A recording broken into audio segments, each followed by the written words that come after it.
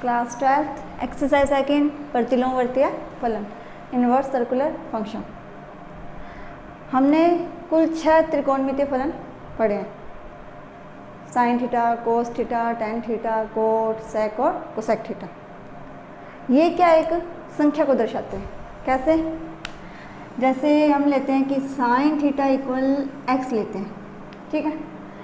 हमें पता है कि एक्स क्या है, एक वैल्यू है, तो साइन थीटा किसके इक्वल है? एक्स के इक्वल है, तो साइन थीटा भी एक क्या होगा? वैल्यू होगी। जबकि इसके अंदर जो थीटा है वो क्या होता है? एंगल, यानी कि कौन होता है? एक्स क्या है? वैल्यू, और कंप्लीट साइन थीटा भी एक क्या होगी? वैल्यू। लेकिन जो थीटा है वो क्या होता है? एंगल। हमें आज क्या पढ़ना है? इनवर्स सर्कुलर फंक्शन, प्रतिलोमवर्ती फलन पढ़ने।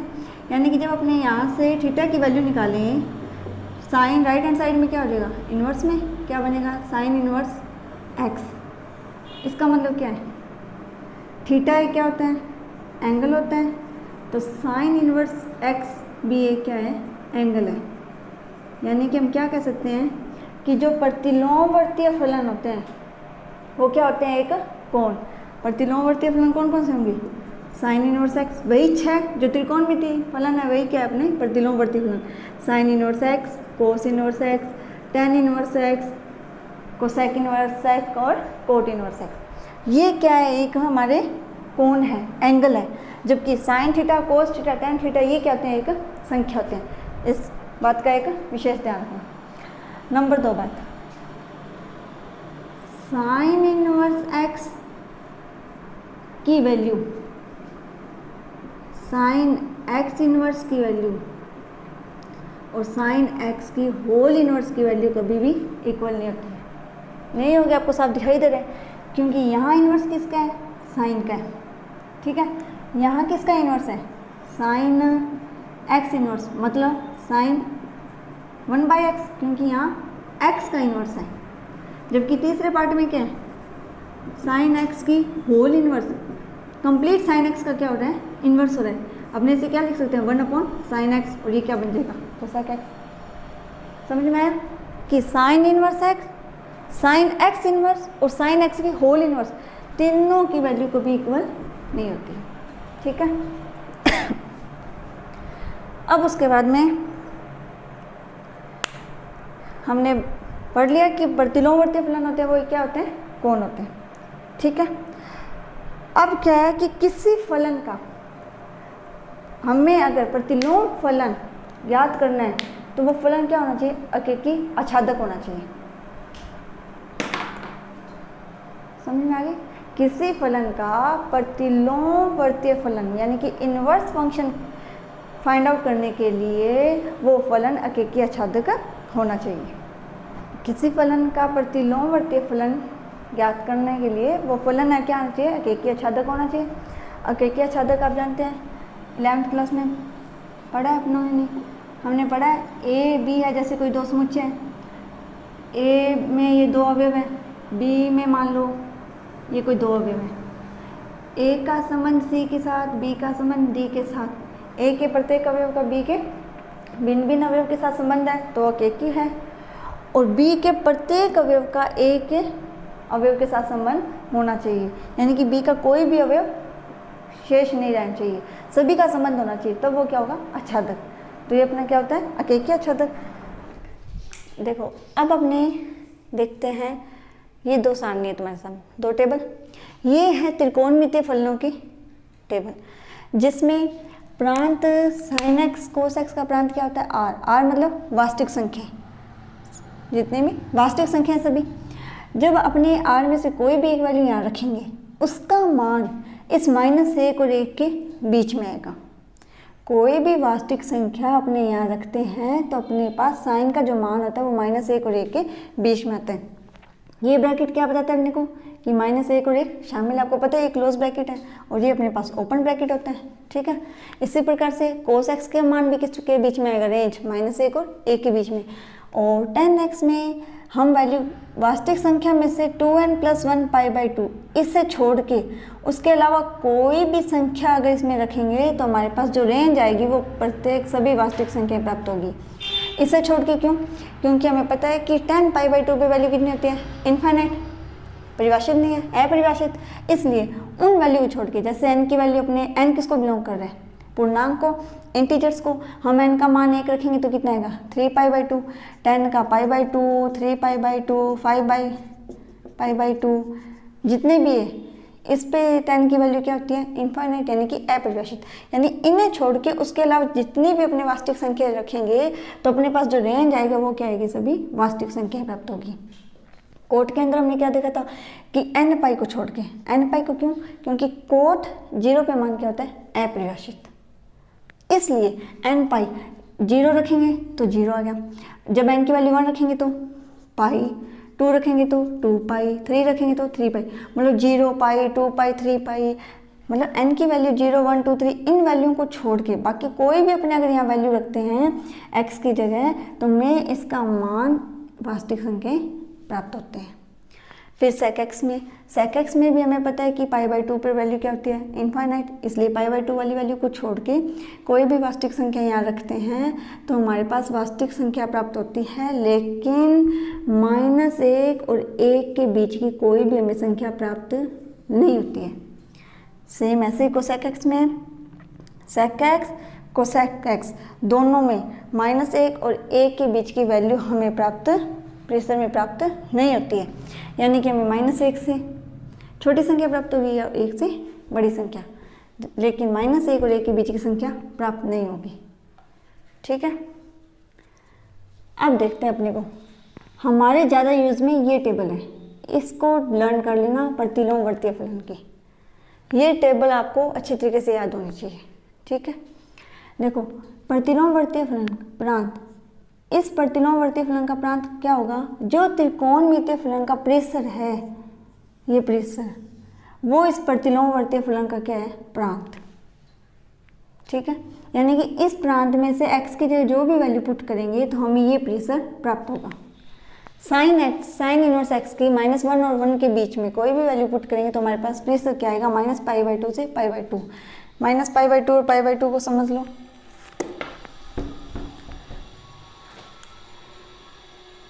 जी, क्वाड्रेंट याद कर लेना, चतुर्थांश। आपको पता है ये वैल्यू यहाँ पाई/2, यहाँ क्या होता है पाई, यहाँ 3 पाई/2 और यहाँ 2 पाई। ठीक है, अब देखो साइन इनवर्स की x की हमें वैल्यू जो मुख्य मान प्राप्त होता है वो किसके बीच में, -पाई/2 से पाई/2। 3 पाई/2 भी कह सकते हैं और या इसे क्या कह सकते हैं अपने -पाई/2, यानी कि साइन इनवर्स x की वैल्यू हमें इस क्वाड्रेंट में प्राप्त होगी। कौन कौन से में, फर्स्ट में और फोर्थ में। ये अपना सेकंड क्वाड्रेंट होता है, ये अपना थर्ड होता है। साइन इनवर्स x की वैल्यू -1 और 1 के बीच में कोई भी वैल्यू पुट करेंगे तो हमारे पास मुख्य मान, जिससे प्रेशर रेंज को हम क्या बोलते हैं, मुख्य मान। मुख्य मान क्या आएगा, -पाई/2 से पाई/2 के बीच में। ठीक है, कोस इनवर्स x का रखेंगे तो किसके बीच में, 0 से पाई, यानी कि 0 से पाई। किस किस क्वाड्रेंट में, फर्स्ट और सेकंड में किसकी वैल्यू आएगी, कोस इनवर्स x की, और सेकंड और फर्स्ट और फोर्थ में किसकी आएगी, साइन इनवर्स x की। अब देखो -पाई/2, पाई/2 मुख्य मान किस किस का है, आपको ये लर्न करना ही होगा क्योंकि आपके क्वेश्चन आएगा कि मुख्य मान ज्ञात कीजिए, तो ये आपको याद होना चाहिए। कैसे, देखो एक तो साइन इनवर्स x का है, एक किसका है, tan इनवर्स x का है, और एक कोसेक इनवर्स x का है। लेकिन कोसेक इनवर्स x में शामिल नहीं है क्या, 0, सिर्फ ये जो 0 मान है वो इसमें शामिल नहीं है।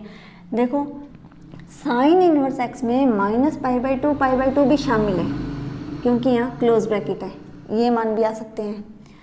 tan इनवर्स x में -पाई/2 पाई/2 शामिल नहीं है, ये ओपन ब्रैकेट है, मतलब इन दोनों के बीच की कोई भी वैल्यू आ सकती है, लेकिन ये -पाई/2 पाई/2 मान इसका मुख्य मान नहीं है। कोसेक इनवर्स x का -पाई/2 से पाई/2 के बीच की संख्या भी इसका मुख्य मान है, यहाँ क्लोज ब्रैकेट है, ये भी इसका मुख्य मान है, बस एक 0 है वो इसका मुख्य मान नहीं है। ठीक है, ये किस क्वाड्रेंट में आ जाएंगे, फर्स्ट और फोर्थ में। अब बात करते हैं पाई वाली। कोस इनवर्स x के जो मुख्य मान है वो 0 और पाई है, 0 पाई भी शामिल है और उसके बीच की सभी संख्या इसका मुख्य मान है। कोट इनवर्स एक्स में 0 से पाई तक वैल्यू इसके मुख्य मान है, लेकिन 0 और पाई शामिल खुद नहीं है, क्योंकि कौन सा ब्रैकेट है, यहाँ ओपन ब्रैकेट है। सेक इनवर्स एक्स में वैल्यू आएगी वो 0 से पाई के बीच की आएगी, और 0 और पाई भी शामिल है क्योंकि यहाँ क्लोज ब्रैकेट है, लेकिन वैल्यू कौन सा इसका मुख्य मान नहीं है, जो पाई/2 है वो इसका मुख्य मान नहीं है। क्लियर? क्योंकि पाई/2 पे इसकी वैल्यू क्या होती है, इनफाइनाइट, 0 पे इसकी वैल्यू क्या होती है, इनफाइनाइट। ठीक है, तो आपको ये टेबल लर्न करनी है। सिर्फ इन प्रतिलोम फलनों का, इन इनवर्स फंक्शन के ओनली मुख्य मान आपको लर्न होने चाहिए। इससे से आपके क्वेश्चन क्या होंगे, सोल्व होंगे। मैं आपको भी इसी पे आधारित आपको क्वेश्चन करवाती हूँ। बस आप ये एक टेबल लर्न कर लेना, इसमें इनके मुख्य मान कि साइन इनवर्स एक्स का मुख्य मान होता है -पाई/2 से पाई/2 के बीच में, शामिल है पाई/2। कोस इनवर्स एक्स का 0 से पाई, टेन इनवर्स का -पाई/2 से पाई/2, ये शामिल नहीं होगा, आपको पता है पाई/2, टेन की पाई/2 की वैल्यू क्या होती है, इनफाइनाइट। तो कॉमन से ध्यान नहीं, तो आप 10th क्लास रीड करते आ रहे हो, टेन पाई/2 की वैल्यू इनफाइनाइट होती है, कोट 0 की वैल्यू इनफाइनाइट, सेक की पाई/2 पे, कोसेक की 0 पे, ये शामिल नहीं है। मतलब कि एक तरीके से साइन, टेन और कोसेक के मुख्य मान सेम है, बस जहाँ ये अपरिभाषित है उसे शामिल नहीं करना है। और फिर कोस, कोट और सेक की वैल्यू सेम है, जहाँ ये इनफाइनाइट उन्हें शामिल नहीं करना है। ठीक है, अब अपने करते हैं क्वेश्चन, आपको ज़्यादा समझ में आएगा।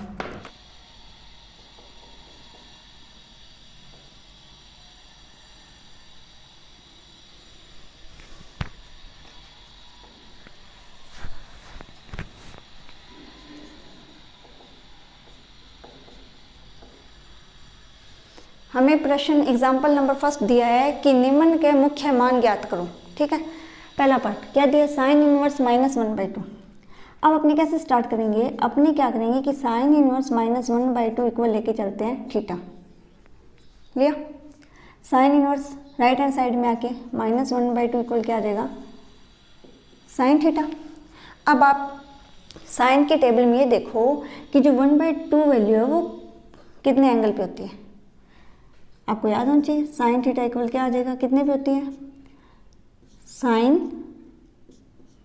पाई/6 पे होती है, याद होगा। 0 डिग्री, 30 डिग्री, 45, 60, 90 डिग्री, तो ये तो 0, ये अपने पाई/6, पाई/4, पाई/3, पाई/2, अगर आगे 180 डिग्री आई तो पाई, 270 डिग्री 3 पाई/2 और 360 डिग्री 2 पाई। तो ये थोड़ी टेबल लर्न रखना। ठीक है, अब अपने देखते हैं कि साइन थीटा इक्वल क्या है, -पाई/6। अब अपने को ये पता है कि माइनस साइन थीटा इक्वल अपने ये लिख सकते हैं साइन माइनस थीटा। ये होता है कि साइन के जो एंगल माइनस थीटा होता है वो माइनस बाहर आ जाता है, सेम ही है। अपने पास ये गिवन है, इस रूप में लिख देंगे साइन -पाई/6। साइन से साइन क्या हुआ, कैंसिल, तो थीटा इक्वल क्या आ गया, -पाई/6। थीटा इक्वल क्या है, -पाई/6। हमारे एक तरीके से क्या है, मुख्य मान। अब अपने देख लेते हैं कि इस साइन इनवर्स की हमारे पास मुख्य मान है कितना। मुख्य मान है -पाई/2, पाई/2।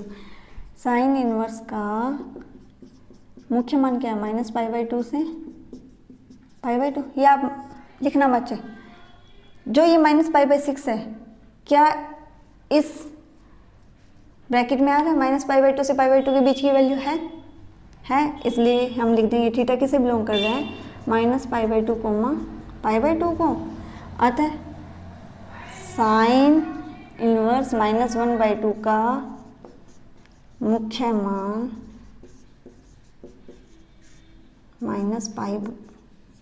-पाई/6 है। समझ में आया? ये साफ कर रही हूँ मैं थोड़ा सा।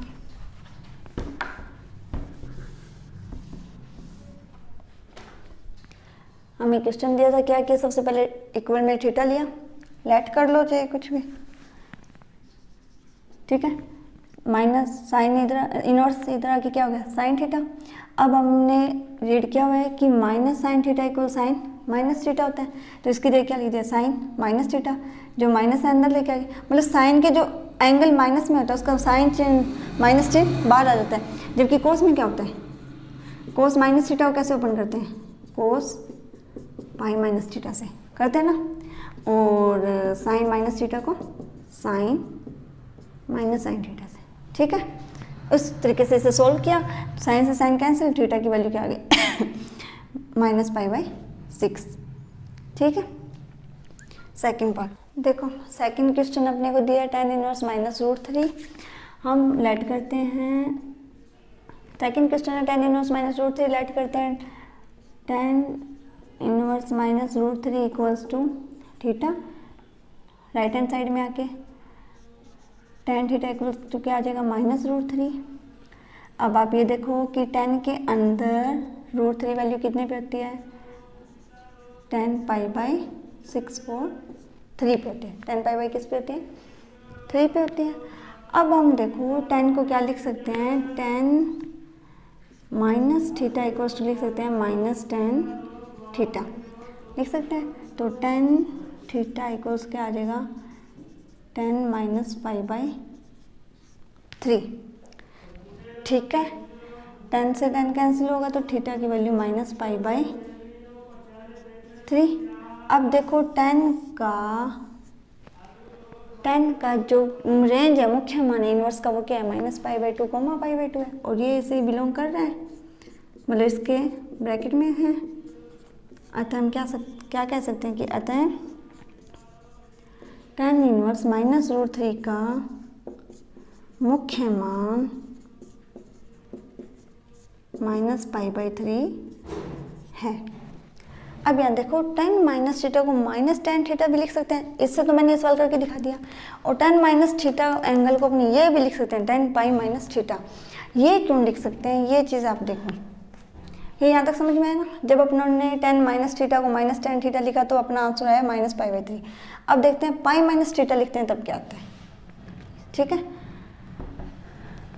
जैसे अब अपने यहाँ इसे ये लिखते हैं tan थीटा इक्वल्स tan π-π/3 लिखते हैं, लिखेंगे तो tan से tan कैंसिल, थीटा इक्वल आएगा π-π/3 यानी कि 2π/3। अब ये देखो हमारे पास tan का मुख्य मान क्या था, -π/2, π/2 था।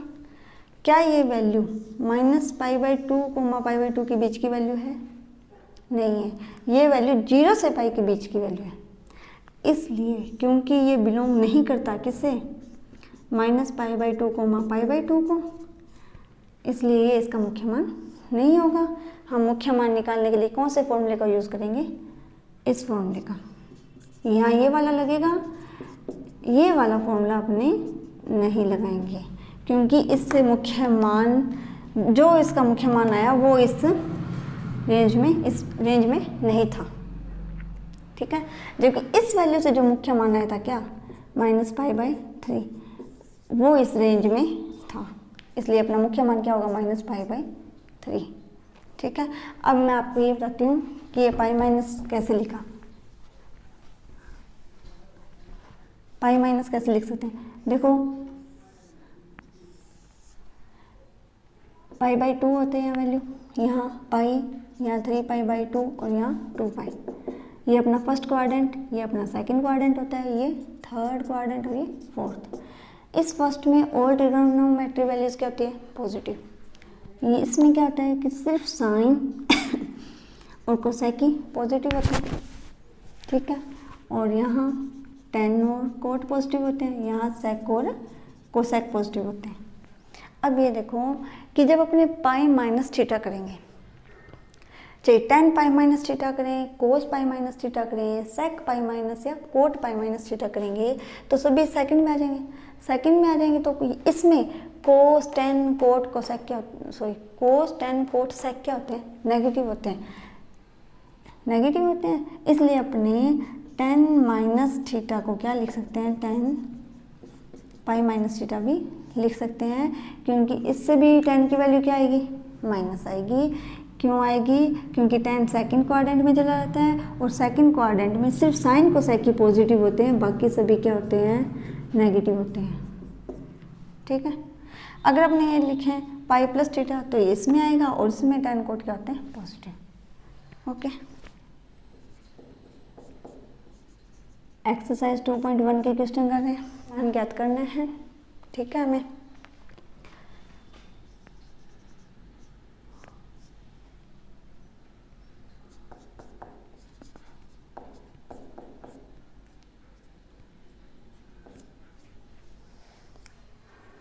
देखो एक्सरसाइज 2.1 कर रहे हैं, जिसके फर्स्ट क्वेश्चन में हमें दे कि निम्न के मुख्य मान ज्ञात करो। टोटल 6 पार्ट है, मैं आपको एक पार्ट करवा रही हूँ, बाकी 5 आप करेंगे। साइन इनवर्स 1 हम लेट करते हैं, sine inverse 1 equals to theta, 1 equals to क्या आ जाएगा साइन थीटा, क्योंकि sine inverse right hand side में आके साइन थीटा। अब साइन के अंदर 1 वैल्यू कितने पे होती है π/2, इसे क्या लिख सकते हैं sine π/2 equals to sine theta, theta equals to कितना आ गया π/2। ये तो बिल्कुल सिंपल था। अब देखो साइन का जो रेंज है मुख्य मान है वो क्या -π/2 π/2, लेकिन ये भी शामिल है, क्या थीटा की वैल्यू इसे बिलोंग कर रही है, शामिल है इसमें।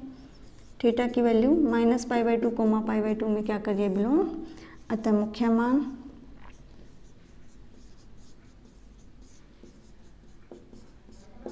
π/2 है। क्वेश्चन फर्स्ट का फोर्थ पार्ट करवा रही हूँ। अपने फर्स्ट ऑफ ऑल लेट करेंगे क्या कि cosec inverse -1 equals to theta, right hand side में लेके जाएंगे तो क्या होगा कोसेक थीटा इक्वल्स टू -1। अब ये देखो कि कोसेक के अंदर -1 वैल्यू कितने पे होती है π/, कोसेक π/2 पे होती है।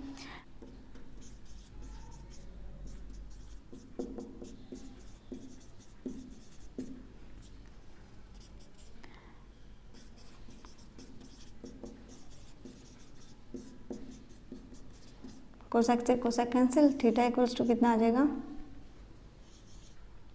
-π/2। अब हमें ये देखना है कि इसका मुख्य मान क्या है, देखते हैं। मुख्य मान इसका है -π/2 π/2 शामिल है, शामिल क्या नहीं है 0 नहीं है, और ये इसे क्या कर रहा है बिलोंग कर रहा है। अतः कोसेक इनवर्स -1 का